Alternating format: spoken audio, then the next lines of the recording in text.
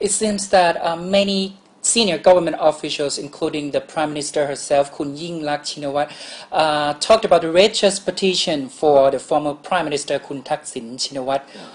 Why all of a sudden this issue has emerged again?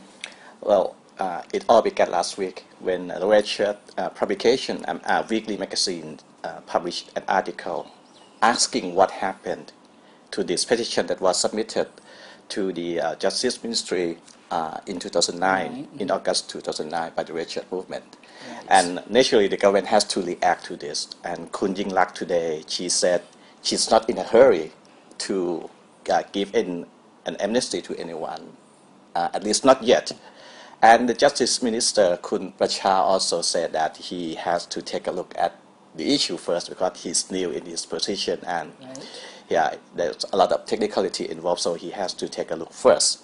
But the most interesting comment comes from Kun Chalerm Yubamdong, the Deputy Prime Minister, who said that Kun Thaksin doesn't need to be serving his jail term before he can be given an amnesty. So the most controversial comment again comes from Kun Chalerm, the Deputy Prime Minister.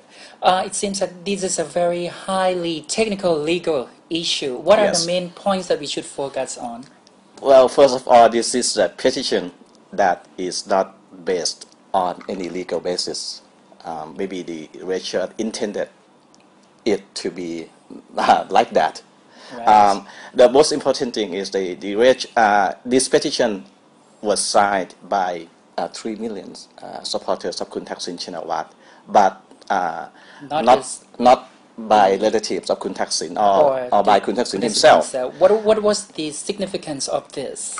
Well, the laws naturally require relatives of convicts or the convicts themselves to sign the petition to be submitted to the king, and this petition was does not fall into that category.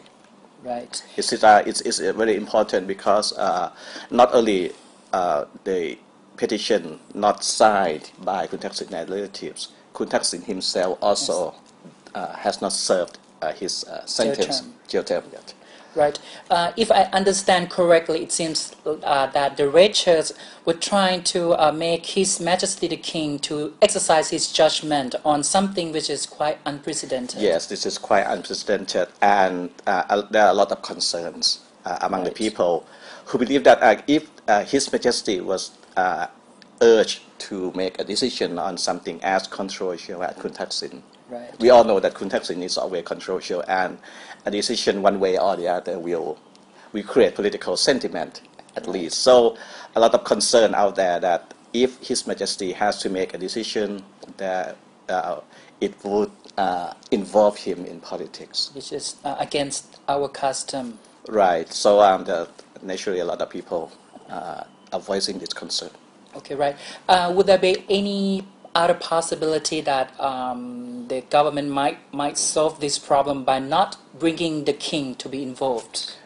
Well, something happened in 1970s after the uprising, the student uprising that overthrew the Thanom government. Right. After that, Thai Parliament passed a law that gave amnesty to some student activists. Right. If I remember correctly, there was some kind of government decree or parliamentary legislation that gave amnesty to people. So this means that it's possible for the government to bypass the royal palace in giving people amnesty. But in reality, it would be very, very difficult. Right. You cannot expect this pro-Thaksin parliament or pro-Thaksin government to initiate a law that would bring him back to Thailand without having to serve any jail term in political context. That is quite impossible.